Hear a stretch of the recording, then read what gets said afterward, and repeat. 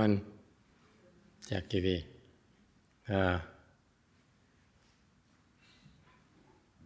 Today, as usual, we have a cross-section of students who are participating in our chant class. Như thường lệ, bữa nay là cái lớp thiền mà có đủ học trò hết, from very young and to very old, vừa trẻ tới già luôn nữa. Lots of children, nhiều em bé tới đây. It's nice to have children learn how to do chant. Em bé mà tới học thiền rất là tốt cho it's very beneficial for them. It's a lot more beneficial than you realize. Nó rất tốt cho mấy em, tại vì nó cái lợi ích nó không thể mà nghĩ bàn được. Okay. I remember my late Chinese teacher, Master Shen Hoa. Nhớ ngài Tiên Hóa. He's the one that I learned most of my chant meditation from. Cái kỹ thuật thiền của thầy từ ngài tới. He didn't teach me how to teach, but he gave me the fundamentals about chant meditation. Ngài không có dạy thầy cách phương pháp dạy người khác, nhưng đều cái kỹ thuật căn bản của thiền. Thank you very much. Mà cái quyền của chúng ta có đó từ ngài Tiên Hóa tới. It's from the Wei Yang lineage, từ cái dòng Quy Ngưỡng tới. And when you think about how he got started, it's kind of interesting. Khi mình nghĩ tới sau ngài thiền được, he started on his own. Ngài bắt đầu tự thiền thôi. He really decided at a very young age that he wanted to cultivate. Lúc trẻ nó muốn tu ngay lập tức. Anyone had that experience? Lúc trẻ ai muốn tu? Anyone? Anyone when you're younger, you children, do you ever want to cultivate? Có ai muốn tu không? Anyone? None of us, right? Không ai muốn tu hết á. Certainly not for us smart, Westerners. Người Tây phương chúng ta mà tu làm cái gì? You're supposed to enjoy life. Mình phải hưởng thụ, right? You young children, you don't know. I came from Vietnam. I came here when I was older for college. And once you make it to this country, it's in order to enjoy ourselves. You're not supposed to cultivate. Mấy em biết cái thầy là từ Việt Nam qua, là khi mà qua đây được rồi đó, qua đây để mà hưởng thụ, nó phải để mà tu, right? You talk to most adults, they tell you cultivation, what is that? Người lớn tuổi ai mà chịu tu. But my master is entirely different. Ngài Tiên Hóa là ngược lại.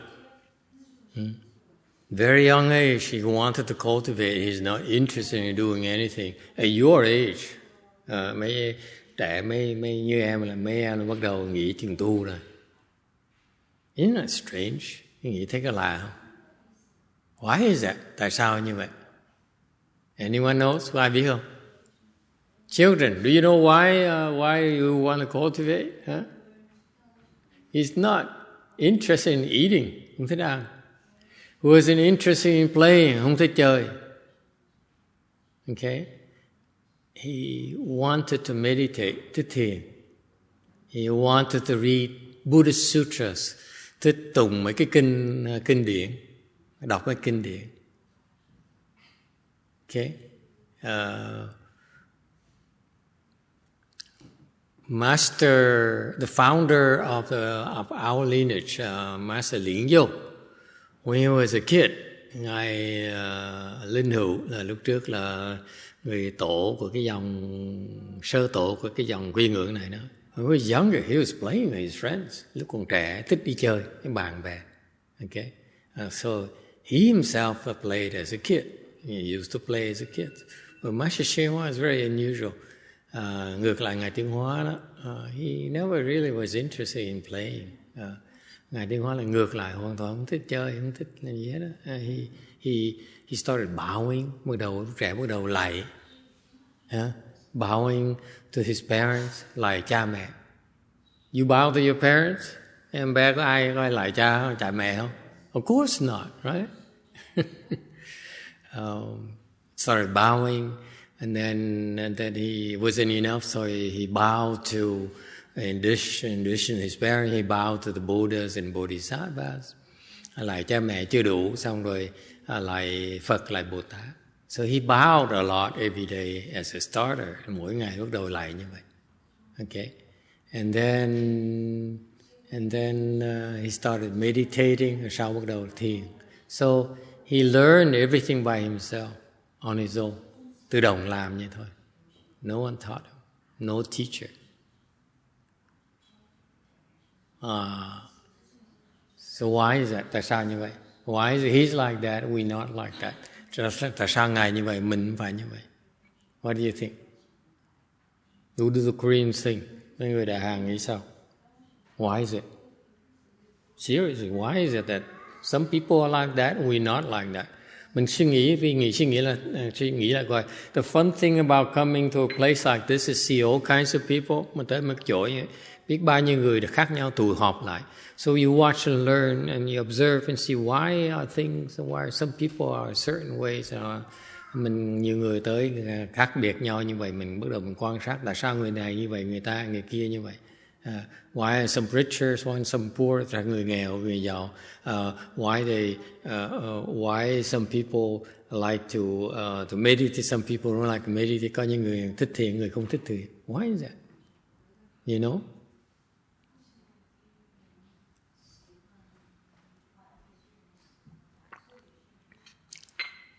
Anyone? Yes. Internet has a response. Can't hear you. It's from good roots and the tremendous amount of blessings from prior life. Blessings from prior life. Is it blessings or is it lack of blessings from prior life that now you have to make up for it by cultivation? Nó là tại vì phước kiếp trước, ta nói phước hay là tại vì nợ kiếp trước? What do you think? Is it really blessings from prior life? Quý vị thiệt sự nghĩ là phước tiền kiếp hả? You think so?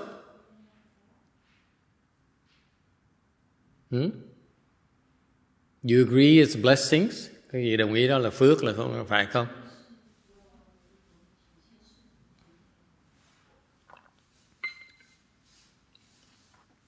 Is it blessings? That's the question.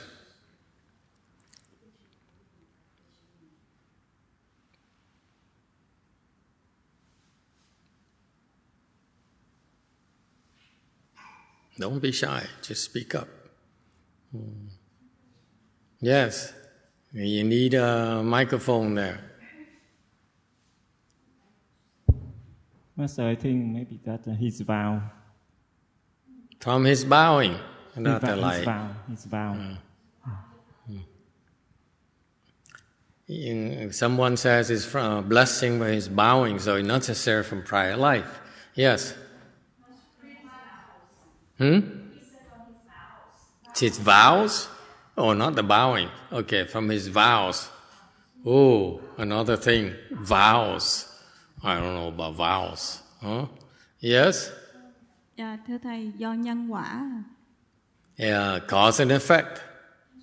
What about cause? Which effect? What is the cause? So he says his vows? Or? Huh?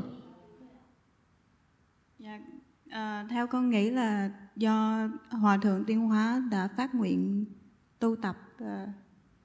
So it's a similar concept. It's a vow. He vowed to cultivate. In fact, the Asian concept, the Chinese concepts, or the Asian concept of cultivation is very interesting. Thì ra quan niệm tu hành nó rất là đặc biệt của người Á Châu mình. The Asians have that. Westerners don't have that. Asians' culture is pretty sophisticated. Cái người Á Châu cái văn hóa rất là cao minh. And this is something that Westerners don't underestimate. Người Tây phương không hiểu cái giá trị cái văn hóa người Á Châu mình.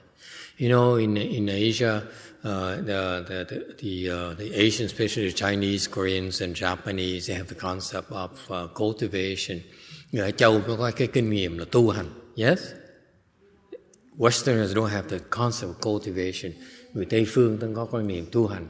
Agree, disagree? Yes? And most of our children are, actually all our children are of Asian descent. Thực ra mấy em bé ngày hôm nay toàn là, am I correct? Toàn là người Á Châu hết. Yes? So it's kind of interesting that I noticed that our children are Asian. Để ý đến học trò mình tới đây là người Á Châu. Okay? Meaning that these kids have tremendous blessings. Tại vì mấy em bé này có phước dễ sợ lắm.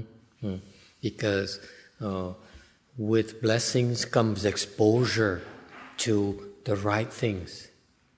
The right things versus the wrong things. Cái phước là cho mấy em thấy được, nghe được cái đúng với cái sai. Okay? When I was growing up, there's no concept of right and wrong in my education. Lúc mà thầy là lúc trẻ đó, không biết đúng hay là sai. All we knew is that how to make money and how to pursue our desires. Lúc đó là chỉ muốn we wanted to study. Asians, they want to study, muốn học. Yes? And then we want to study because that's our culture. Người Á Châu là phải đi học. Yes? That's one superior thing about the Asians, that we are expected, children are expected to go to school and excel in school. Học trò, con nít là phải đi học. Alung, did you hear that, Alung? Did you hear that? You're supposed to go to school, excel in school, not just cause trouble. Okay? Con nít là phải đi học. It's very important. That's a superior value system right there. Người Á Châu mình đặc biệt cái gì đó, it's in their DNA is actually. Con nít Á Châu nó có sẵn cái chủng tử đó rồi. Because in our culture, we're supposed to go to school and we're supposed to excel in school. Người Á Châu mà lúc nhỏ đó là phải đi học và phải học giỏi. Okay? That's a blessing right there. Agree, disagree, đồng ý không đồng ý? But and in addition, but that's what we still have. Most Asians still have that. So, but what I didn't have is the fact that my parents never took the time to explain to me right and wrong. Cái mà thầy cũng có khác với em này, contrary to the kids today, the children here today, is that I was never taught right and wrong. Không ai dạy thầy đúng là sai hết đó. Okay, it's about it doesn't matter right or wrong. It's just about getting what you want. Không phải không đúng mà sai, quan trọng nhất là mình cầu cái mình tìm được cái mình muốn at any cost, bất cứ giá nào mình đạt cái ý mình muốn. Okay, and in doing that, you don't know right and wrong, you will not be happy. Nếu quý vị không biết đúng, học đúng cái sai thì quý vị sẽ không bao giờ cái hạnh phúc là hiểu hạnh phúc là gì nữa. Meaning what? You agree with that or not? Quý vị đồng ý hay không đồng ý? If you don't believe in right or wrong, you'll never be happy. Sự thật, quý vị nghĩ lại cho coi. Nếu không tin về cái đúng với sai đó, okay, không tôn trọng, if you don't respect right and wrong, you don't believe in right and wrong, you'll never be happy. Quý vị không thể nào hạnh phúc được. It's that simple. This is where the Westerners are so confused about it. Người Tây phương thì không hiểu cái chuyện này. They pursue happiness, but they don't know how to become happy. Người Tây phương mình được dạy, mình có quyền đi tìm cái hạnh phúc. And none of the Westerners found happiness. Và những người Tây phương không tìm hạnh phúc. The majority of them don't find happiness. They don't end up being happy at all. Kiếm cuộc đời cầu cái hạnh phúc và không ai tìm được hạnh phúc. Yes or no? Oh, there's no Westerner here. Never mind. Master Xianche, you're the only Westerner here. Thầy nhớ là ông da trắng duy nhất ở đây. Will you agree or disagree, sir? He's a philosopher major.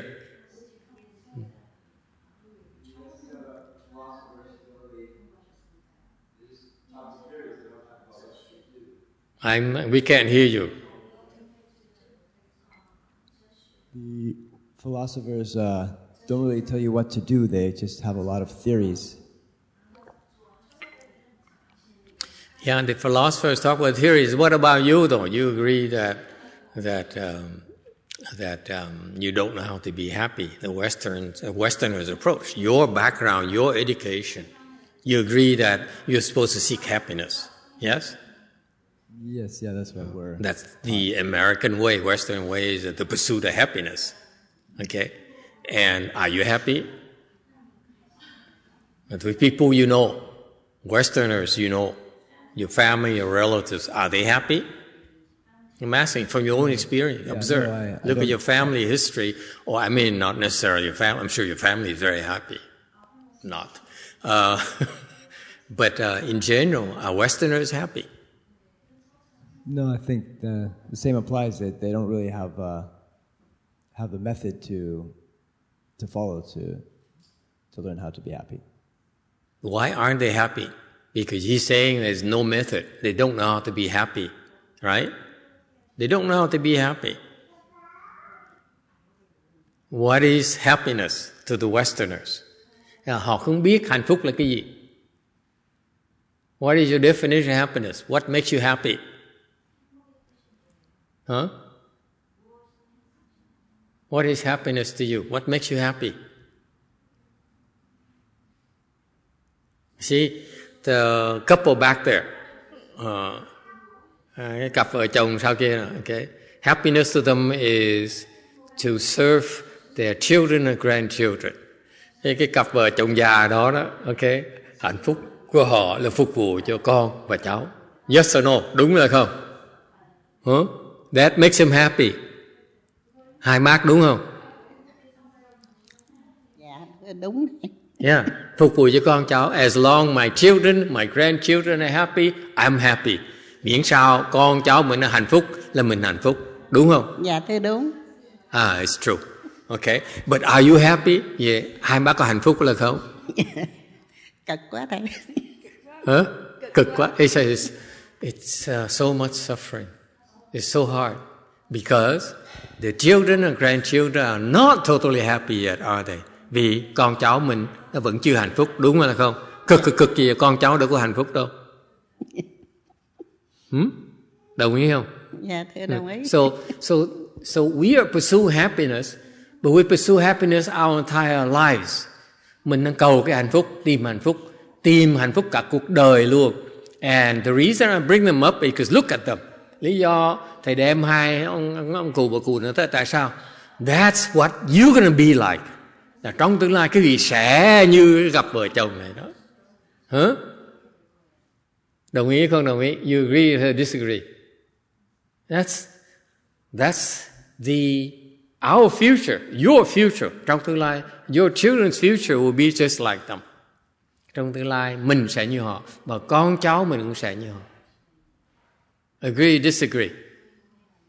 Does anyone disagree with me violently at the point he said, Master, you're so wrong. I know I'm supposed to be happy. Thầy có ai dám nói với thầy con biết chắc chắn thầy sai dễ sợ lắm. Con là chắc chắn trong tương lai con sẽ hạnh phúc. Anyone, please, internet people, please tell me you Westerners and Asians know how to be happy. Bên internet nói nhưng thầy biết ai biết là hạnh phúc là sao? Người Tây phương, người Á Châu.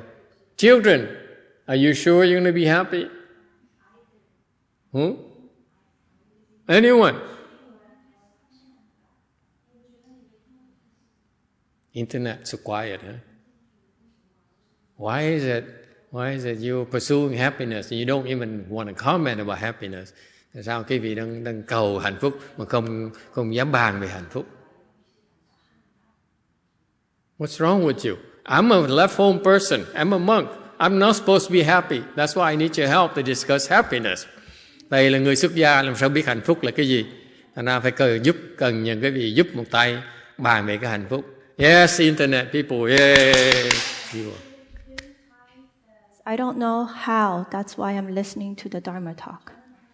How depressing. Tin Thai is from Iowa, I believe. Yes. Okay. Có người từ địa bang Iowa tới đây, địa bang Iowa tới đây nói là tôi không biết hạnh phúc, thành tôi phải học Pháp để mà hạnh phúc. Okay? Anyone else?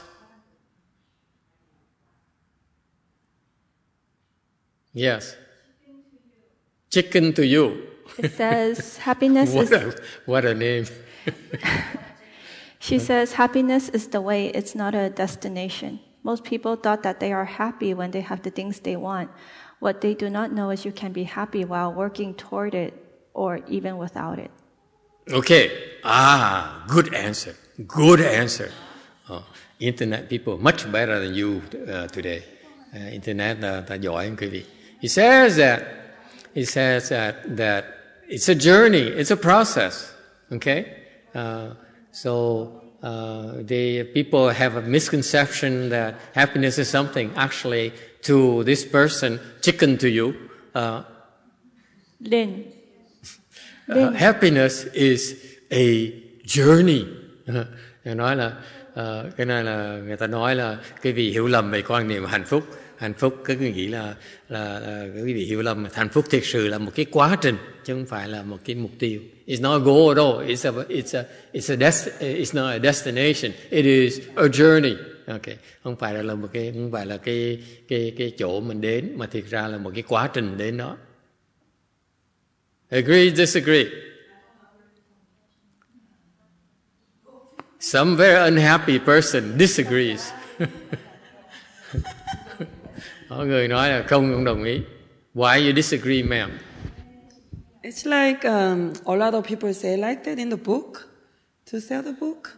But it's kind of like being in denial that you don't have happiness, you don't have things you don't want, but like somehow you... Eventually I'd be happy. Like it's like you say something that sounds good, so in a way you feel good about it for that day. But you go back to the reality and then you're being denial. Ok, nó là như vậy, là tự phủ nhận là mình bất hạnh.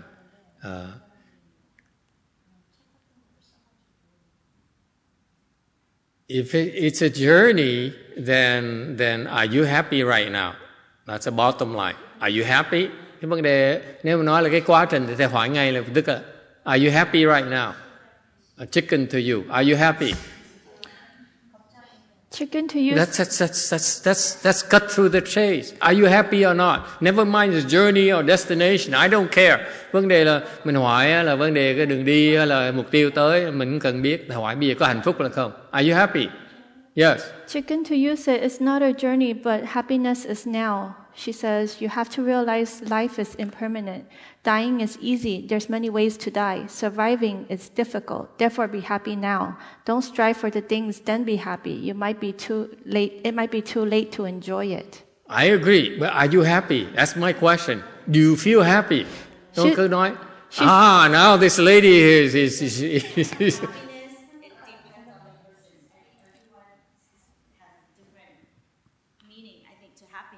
okay. Everyone can be happy in different ways. I don't think there is one way that they can be happy, like a certain way. Everyone is happy. I agree. Absolutely. Different Happiness is very, very personal. Yes. Yes. Cái hạnh phúc này là tùy cá nhân mọi người. I agree with that. But my question to you, ma'am, and then to chicken to you and to the other person, are you happy? That's what I'm talking about. Tell me you're happy. I'm happy now. I have a husband, I have 2 kids, I have a job, I have my family. I'm happy. I'm happy at this point. But that's me. Other person, they can be happy, or people cannot be because maybe they're divorced or, they don't have a job. So everybody, like I said, meaning of happiness is different. Yes, I can answer to you right now is yes, I'm happy with the way my life is right now. Yes. She says she's happy. Okay. Yes, that's what about... my meaning of happiness. Okay, it may not be she's another happy person. because she has a job, she has a husband, she has a family who cares for her, and she has money, and so forth. Okay, so the green one is happy. The one in green is happy. Okay, we accept that. What about the internet people? Are they happy? Chicken to you says she's happy with and without. I'm happy with what I have and what I don't have. Too much desires may make the person not happy. Happiness is peaceful, is having a peaceful mind. Happier, she claims she's happy because she's peaceful. Okay, she's happy, she's content. The word she's groping for is content. Yes? She's content, yes? So Chicken to You is asking, so what happens when you lose those things? Can you still be happy? Your happiness is dependent on external factors. My happiness is from practice. So Chicken to You says, I'm much more advanced than you people. You people are happy because you're happy based on external things. You're happy because your money, you're happy because your clothes, you're happy because of the job, you're happy because of the husband. Those are externals to you. That's what Chicken to You is saying. Okay? Yes? We're going to run out of time very soon here. Yes? Din Tai says, as a college student, I'm not happy at all. I worry too much.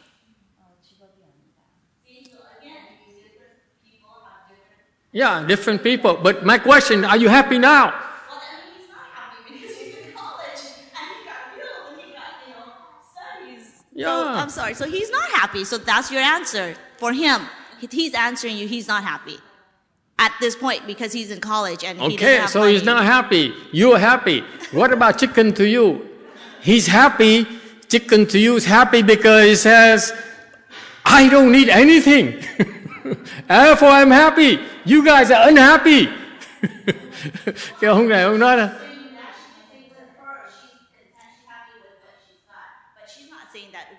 we're wrong for feeling happy of what we have. She's saying that I'm cultivating and makes me happy.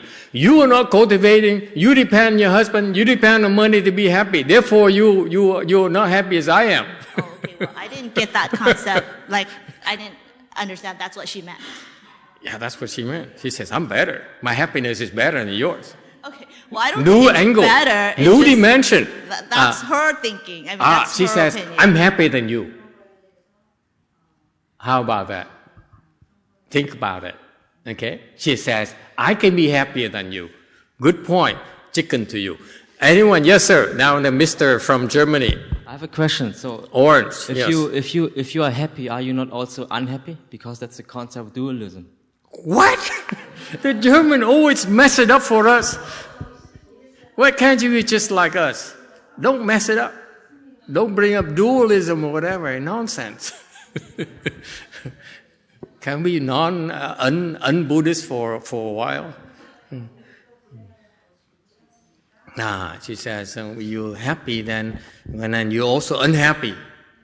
It's so German to you. Nếu mà có hạnh phúc thì sẽ cũng bất hạnh cùng một lúc luôn nữa. I can't deny that, but too Buddhist. We ignore the Buddhists for today. Ngày nay mình nói chuyện Phật giáo, mình nói chuyện phàm phu thôi. We talk about worldly things now. We're not interested in Buddhist things. Okay. So what do you think? Now Chicken to You is saying that I'm happier than you. How about that? Vì có quan niệm khác nói là tôi hạnh phúc hơn quý vị. You agree, disagree? He says, your happiness doesn't last as long as my happiness. Nó là cái hạnh phúc của quý vị đó, nó không lâu dài bằng của tôi. It doesn't last as long. It's deeper. I would venture to say, Chicken to You. What a name! I mean, he forces me to mention that name. Didn't I? It's Lynn from Kansas. That's Lynn from Kansas, not Chicken to You? Chicken to You is Lynn from Kansas. Can I call her Kansas? Just to be neutral? Chicken to You. She's a girl who calls, I'm Chicken to You.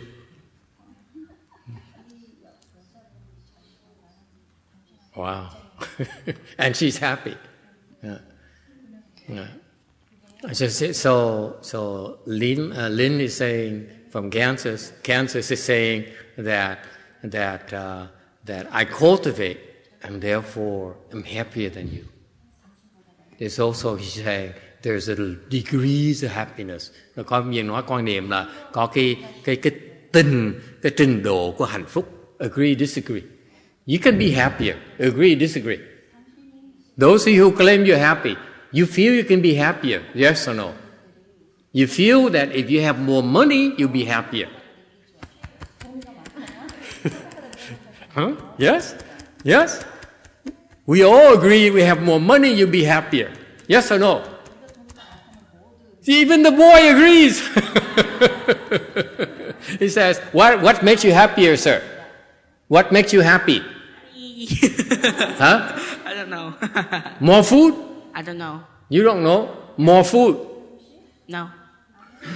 He said money earlier. What? Money. Money. More money. Ah. There you go. Okay. The point here is, and I agree with chicken to you, we can be happier. Yes or no? Quý đồng ý là mình có thể hạnh phúc hơn. We agree or disagree? We all agree you can be happier. Yes, we happy, but we can be happier. Mình nói mình hạnh phúc, mình có thể hạnh phúc hơn nữa. Agree or disagree? What does it sound like to you when you say, I can be happier?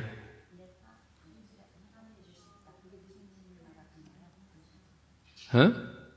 Khi mà mình nói là mình có thể hạnh phúc hơn, nghĩa là sao thưa quý vị? What are you hearing? Yes? Orange? It's greed. It's greed? Okay? Là tham? Not necessarily. Why are you so judgmental, Orange? Cái người này có vẻ hơi khinh người một tí. Hả? Nó là quý vị tham. It's greed. Oh my God, so judgmental. Can we be non-judgmental for today? Ngày hôm nay mình đừng có chỉ trích người khác. And yes, Orange again. Motivation. Motivation.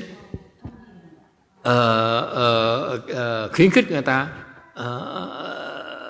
Okay, what does it sound like to you, the rest of you? Hey, Kansas, what does it sound like to you, Kansas? Huh?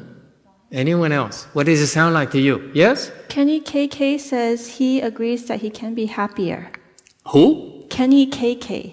Kenny KK. These CB names are too much. Kenny KK. That's Ku Klux Klan. Triple K. Okay. The point here is that if, I don't know about you, when I hear Germany saying, I can be happier. Yes? You can be happier. Nếu như có người nói, tôi có thể hạnh phúc hơn nữa, it sounds like to me, they're not quite happy yet, are they?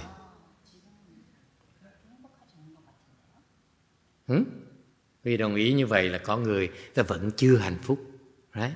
Not quite happy yet. Because if you're happy, you would not need to be happier. That's the concept of happiness to me.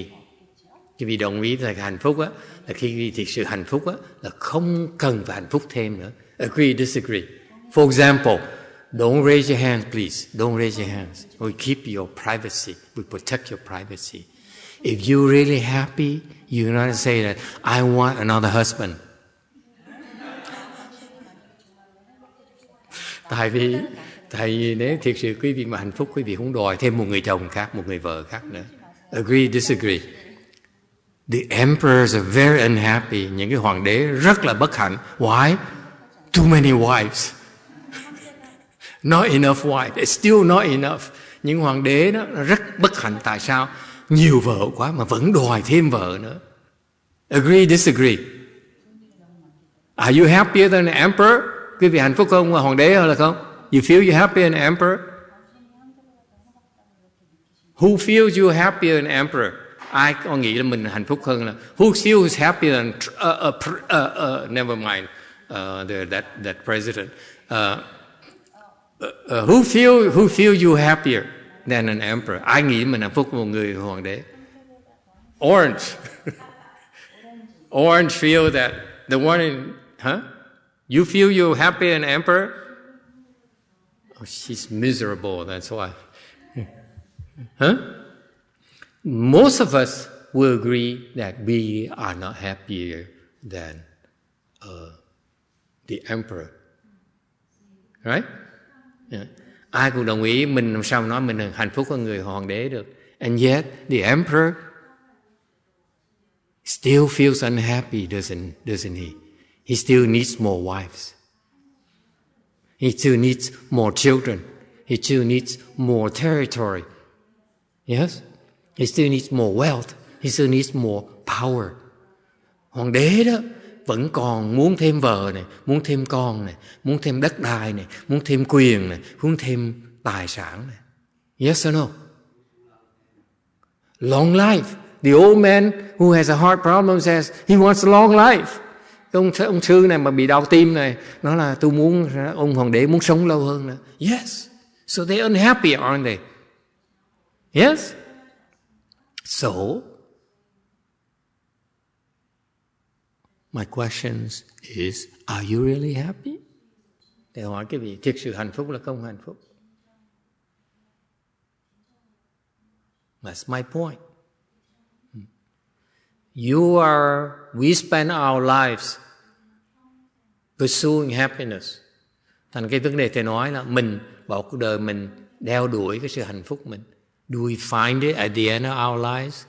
Hỏi hai bác này nghe, the old couple there. Okay. Cuộc đời, hết cuộc đời tới cuộc đời cuối, kết thúc cuộc đời mình tìm được hạnh phúc là không? Those you are older, children, pay attention, children.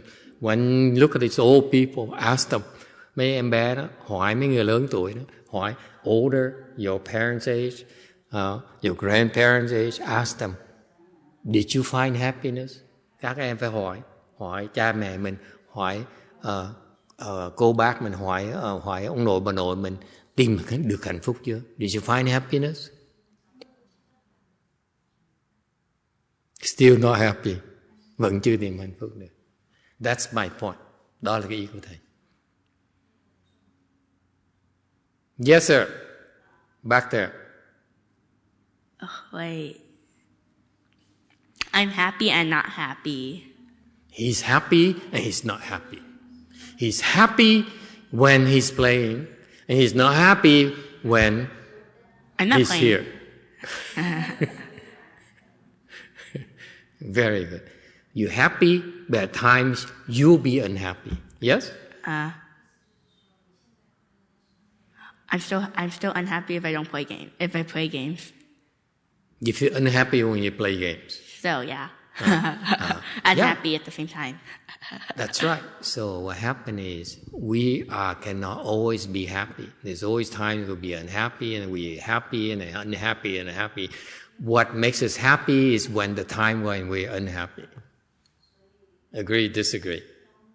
Lý do thầy nói là cái lý là quý vị hạnh phúc được tại vì có những lúc quý vị bất hạnh thì quý vị mới thấy hạnh phúc được.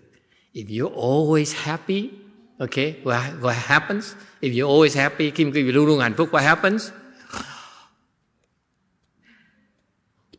Huh? If you're always happy, you become. If you're always happy, sir, you'll be bored. That's what happens. That's why you need to be happy and unhappy and happy, unhappy, happy, unhappy, and happy. See that? That's I am life. bored. I am bored. You're bored. That's why you're unhappy. Happy people are not supposed to be bored. All right? You find out. When you're truly happy, you won't be bored. Okay. So that's a problem with happiness. We don't really know what happiness is, and we don't realize that happiness we pursuing is actually an illusion. You call it happiness, actually it's unhappiness. You cannot be happy unless you experience unhappiness. Sự thật cái hạnh phúc mà quý vị thấy đó là thiệt sự nó không khác gì bất hạnh hết. Cái hạnh phúc nó không thể có trừ phi quý vị có bất hạnh. Khi quý vị không hạnh phúc thì mới thích cái hạnh phúc. Okay? Còn nếu thiệt sự quý vị luôn luôn hạnh phúc là quý vị sẽ nhàm chán dễ sợ.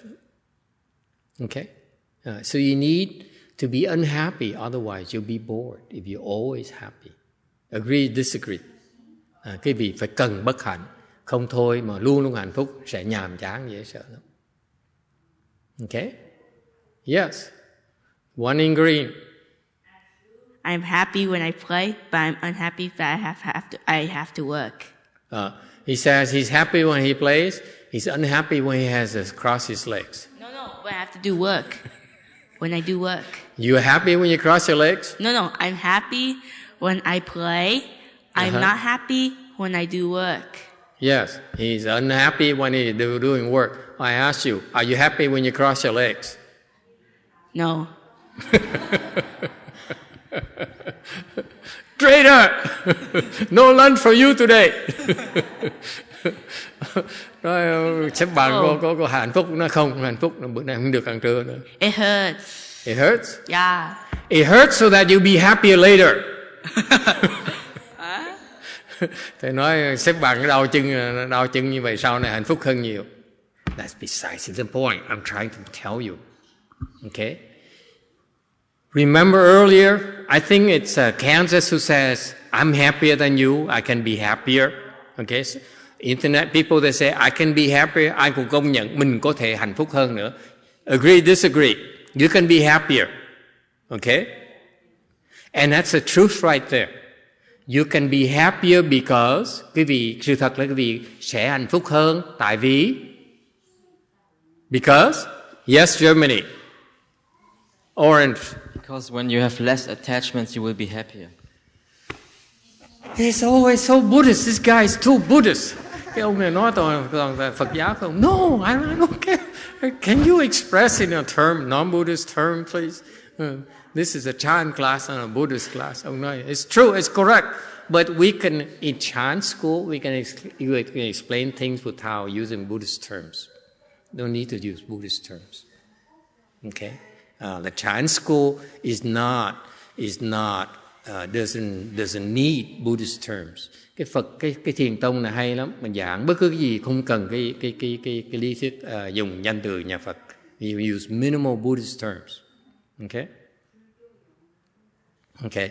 So what's the point here? This is you'll be surprised at how simple it is. Rất giản dị. Okay? You can be happier. We all know we can be happier. Ai cũng nói rằng mình có thể hạnh phúc hơn. Yes or no? We all agree that we agree we can be happier. Ai cũng đồng ý là mình có thể hạnh phúc hơn. Yes or no? I can use a bigger temple. I can use more money. I can use a nicer car. Ai cũng muốn nhà to hơn, xe đẹp hơn, nhiều tiền hơn. Yes? Agree, disagree? More playtime, no work for you. Yes? Just play, no work. Then you're happier. Yes? No, I'm not happy when I have school. You're not happy when what? If I don't have school, I'm happy. If he doesn't have to do, then he's happy. If he doesn't have school, he will be happier. Doesn't have what? Go to school. School! Yeah, not too long. I agree. I'd be happy I have no time class. Okay? So the point here is that we can all be happier. We can all be happier. Ai cũng đồng ý mình có thể hạnh phúc được. Yes? It's because, yes, someone disagrees? Dintai is asking, is happiness based on the level of samadhi we obtain? Yes. Yes. Okay, that's the answer. Cannot deny that. My point here is that if you're saying I can be happier, then it means that right now you may be happy, but you have a part of it you're unhappy, and that is the chance, the reason for you become happier. Because when you resolve the part where you're still unhappy about, then you are happier, aren't you? For example, you're unhappy the fact you want more money. So you're unhappy you don't have enough money. So if you get more money, then you'll be happier. Agree, disagree? So more happiness, it depends on what you're unhappy about right now. Agree, disagree? Thành ra hiện bây giờ cái vị có thể nghĩ có thể hạnh phúc hơn, tại vì hiện bây giờ có những cái vị chưa vừa ý lắm. Chính vì những cái vị chưa vừa ý đó giúp khiến cái vị có thể hạnh phúc hơn. It's very simple. You can be happy because you're still unhappy about it. You're not quite satisfied yet. So you think you'll be happier. Okay? Therefore, most of us think we're happier because if we resolve these things that we're still unhappy, we can be happier. Agree, disagree? Đồng ý không? Là nếu mình, most of people thinking is that we can be happy because we can resolve the things that make us unhappy. Okay? However, okay, like the lady said, it all varies. It depends on each individual. Some people say, I'd be happy 1 million. And then some people says, they got 1 million and they say, wow, maybe I got a million and a half, just in case I get sick. I have $500,000 to pay for my for the doctors. And then you say, wait. Now the healthcare is increasing so fast. Maybe 2 million, maybe 3, maybe 4, maybe 5, whatever. You see, so you always find you think you're happy once you get there. The nature of mankind, the human nature is that as soon as we have it, we become unhappy. Agree, disagree? Agree. See, that's a very wise young man right there. Okay, you can have lunch now. You made up for it.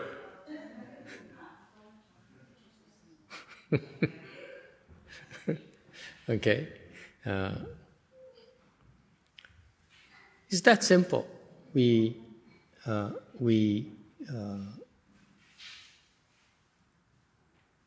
happiness is a moving target. It's never the same. Okay, and therefore the Westerners' concept of the pursuit of happiness, as you're right, is a journey. It is a process. It varies from individual to individuals. But the bottom line is that it's illusion. Okay, because we imagine we'll be happier. That's our problem. Cái hạnh phúc của quan niệm hạnh phúc chỉ là một cái quan niệm thôi. Tại vì cái vị chỉ tưởng tượng là mình sẽ hạnh phúc thôi. Khi mà đạt được rồi, cái vị sẽ không thấy hạnh phúc nữa. Okay? Thành cái đó chỉ là một cái sự tưởng tượng của mình thôi. Okay? The true happiness, okay? Of course, we need to be increasingly more happy. Cái quan niệm mình càng nên hạnh phúc thêm. It's reasonable, that's part of being human. The nature, our nature is we need to be happier. There's a drive, there's a thirst for that. Con người chúng ta cần hạnh phúc hơn. Okay? That's part of being alive is to become happier. Okay? Sống thì càng ngày mình hạnh phúc hơn. However, the ultimate happiness, finally, the final thought I like to leave with you is the ultimate happiness is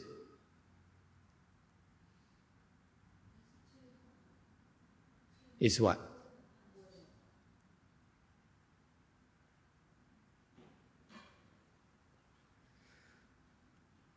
To free yourself from the attachment to happiness. Because as long as you're looking for happiness, you still are unhappy somewhere. Thành cuối cùng thầy nói cái hạnh phúc mà tối cao nhất là mình không còn chấp trước về cái hạnh phúc nữa. Okay? You're no longer attached to being happy. Okay? Then only then will you experience what the Buddhists call nirvana. It's free from all those. Thì lúc đó quý vị sẽ tới để cảnh giới Đức Phật gọi là cái niết bàn, là không còn tham. You no longer attached to happiness. You're no longer greedy for happiness. Okay, that's the only way. That's to reach the ultimate level of happiness. Cái hạnh phúc tối cao nhất là nó. So you find, each of you will find more and more happiness. Okay, and a never-ending process. As long as you keep on looking for more happiness, you never find that ultimate happiness until you free from attaching to happiness. Thì quý vị muốn tìm cái hạnh phúc thêm sẽ tìm được. You will find it.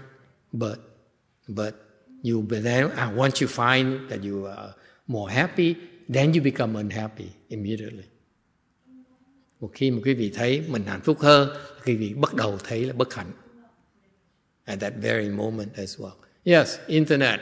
One question, we have to go to lunch. Din Tai is asking, so this nirvana is a greater bliss than anything that this world can possibly give us? Yes. It's the ultimate happiness. You will not find anything happier than that. Good question. Okay. This nirvana is absolute. The happiness we human experience is relative. The nirvana is the ultimate happiness because it cannot be high. Nothing can be higher than that. Cái niết bàn này. And that's what we're sharing with your children today is something called nirvana. It's okay to look for happiness, but eventually, okay, in one lifetime, sometime in the future, you experience something called ultimate happiness. Okay, and that's the vision, that's the knowledge that the children are aware of, and that unless you're aware of that, we can spend your lifetime pursuing happiness, and you will not find it. You will not find the ultimate happiness. Thành ra ngày hôm nay mấy em bé hiểu cái quan niệm là cái niết bàn đó là quan trọng đó, mà tại vì cái đó là hạnh phúc tối thượng. Còn mình đi cầu hạnh phúc qua những cái ngoại vật đó, quý vị sẽ tạm thời thôi, thỏa mãn thôi, nhưng điều được đó rồi sẽ muốn thêm nữa. Our nature is that once we have it, we want more. Có muốn thêm, agree, disagree. As long as we have it, we want more. Okay? And the only way to be happy is to get rid of all desires. Cách mà hạnh phúc tối thượng đó. Don't even desire to be happy. That's the ultimate happiness. Mình phải bỏ luôn cầu cái hạnh phúc thì mới hạnh phúc được. All right? Thank you everyone. Let's go to lunch.